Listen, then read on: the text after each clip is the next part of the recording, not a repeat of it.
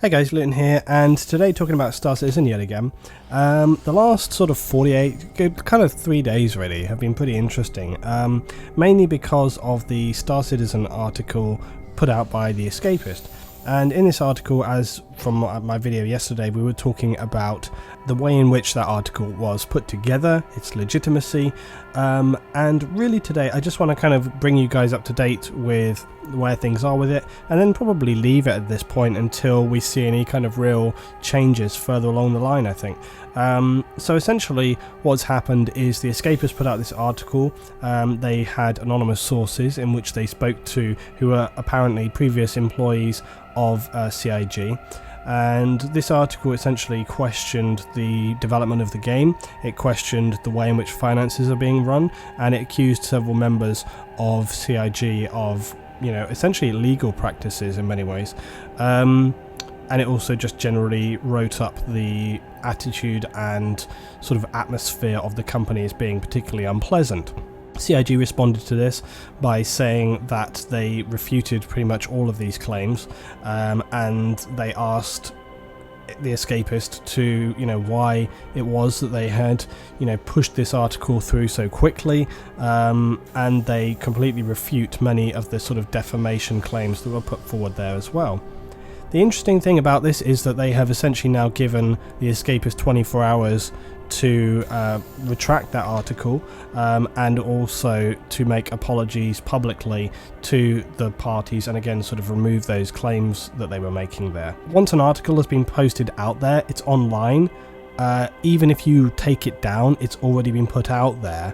The other issue really is that what they're looking at here legally is slander and defamation. That's the kind of, you know, the stance they're taking with this article.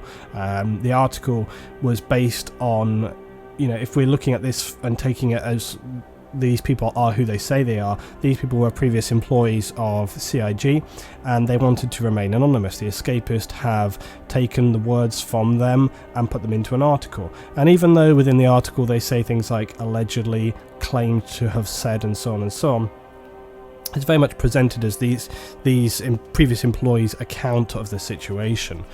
Now, the obvious question is who is really sort of telling the truth here.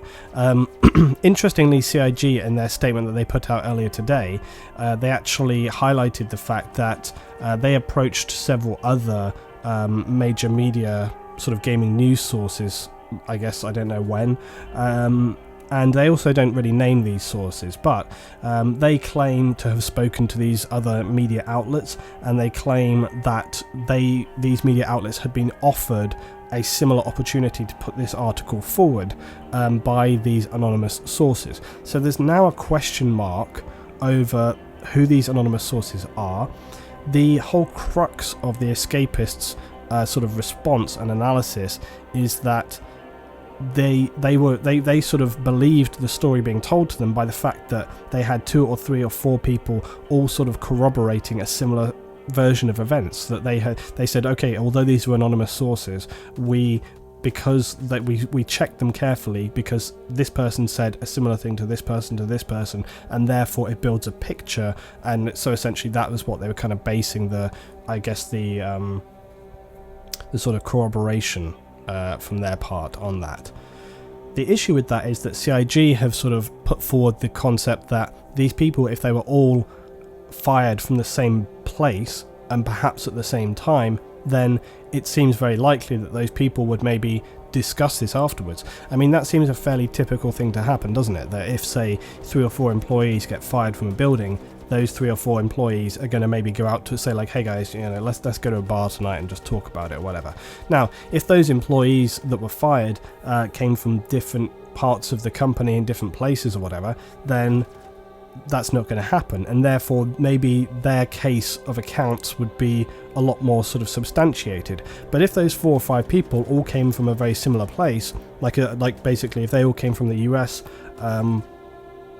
studio, then if those people were fired from there all around the same time, then they're pretty much going to be, you know, maybe sharing stories, and it seems very likely that then if you spoke to those people that they would you know, have a very similar story, and it kind of undermines the perspective that the fact that they're saying the same thing all adds up to something. If they're all sort of talking amongst themselves and sharing stories, and then they say, hey, let's go and try and share our story, it pretty much undermines, and essentially all you have there is some embittered people who wanted to really get back at CIG. And that's CIG's sort of stance on this, that these people do not represent the actual company and that they are embittered. Those people also made claims about some of the senior staff, including Sandy Gardner, who I believe is the sort of head of CIG's HR department. They made allegations there. They are just allegations of sort of illegal practices in terms of employment, so discriminatory, and that's both racial and ageist practices. So there's some defamation there, and the sort of general slander, I suppose, is towards the company in terms of accusing them in terms of their finances and all these kind of things. Now, where this case is going to get interesting is if it goes forward in this legality. If the Escapists sort of back down and take the article down and fully retract and make all apologies, then maybe we'll never hear anything more of it. But the reason I just wanted to make this highlight today, guys, is to sort of lead you forward into where this could go. And it's total, we don't know where things are going to go. I definitely don't want to come out and sort of make any kind of claim as to where I think it will go. I think we just need to wait and see. But there are some interesting points here. It's going to be hard, I believe, for CIG to really prove any sort of libel here, because it seems like for many people that if you look at it from their perspective, it seems clear cut that people are accusing them of stuff and they say, well, this is damaging our company. That's definitely true. Now, this evening I spoke to a friend of mine who is an editor for a publication in London, and I wanted to speak to them about using anonymous sources and the implications of that. I also spoke to a friend of mine who works within a sort of a legal department, and I wanted to also ask about sort of the libelousness and defamation and slander and those kind of things.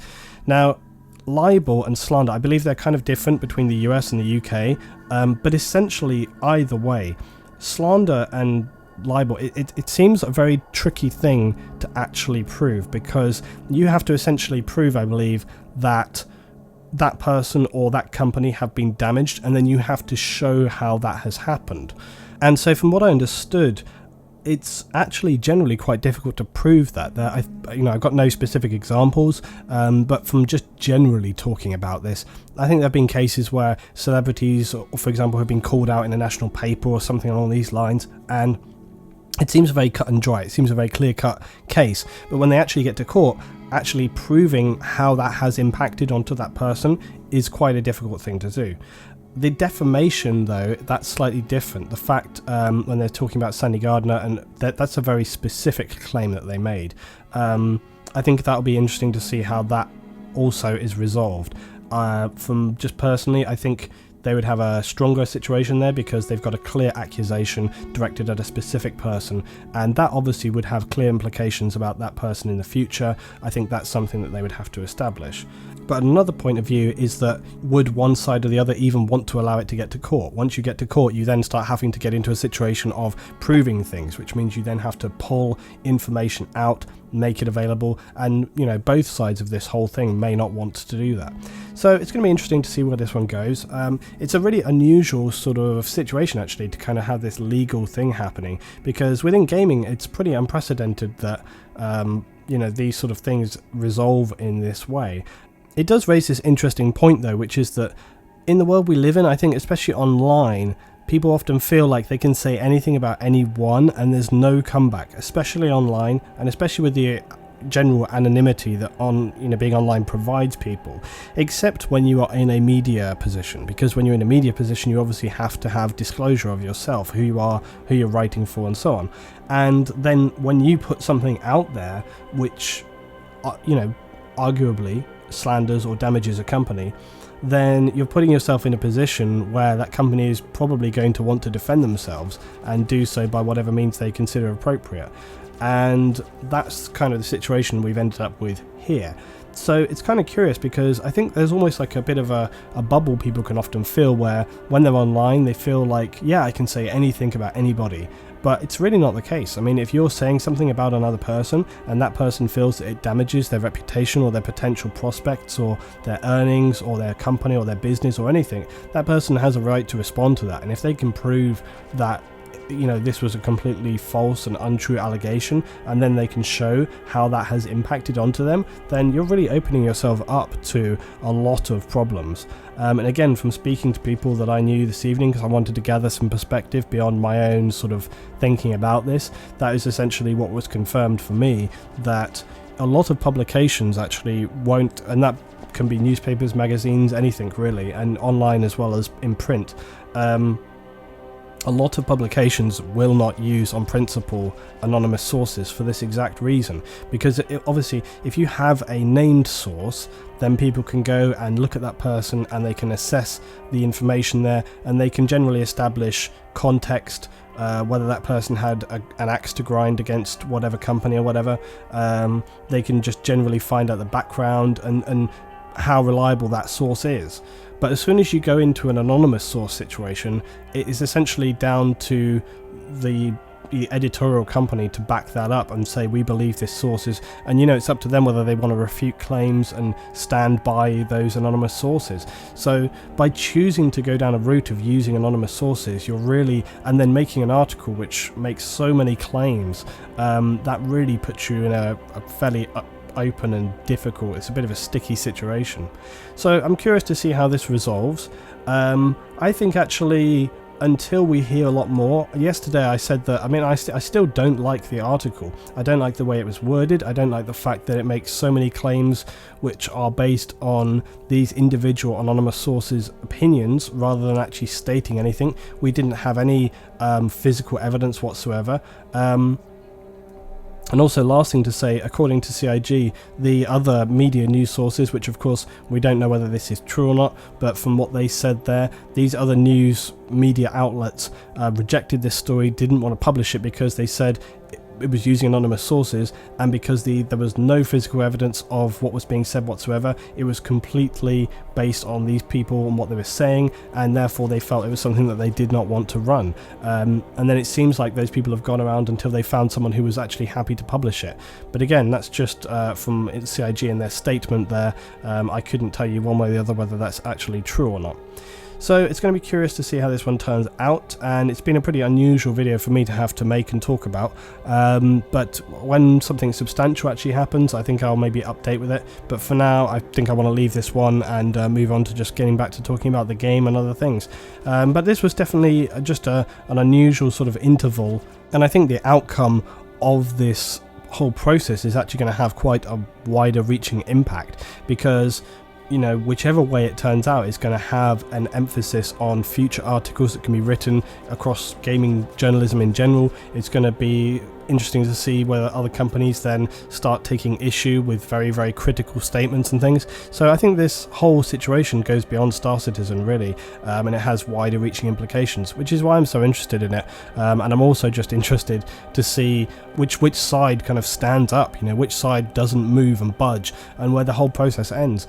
Just a very, very interesting story, whichever way you look at it. So tell me what you think about this whole thing down below, guys, in the comments. Look forward to reading your thoughts about this.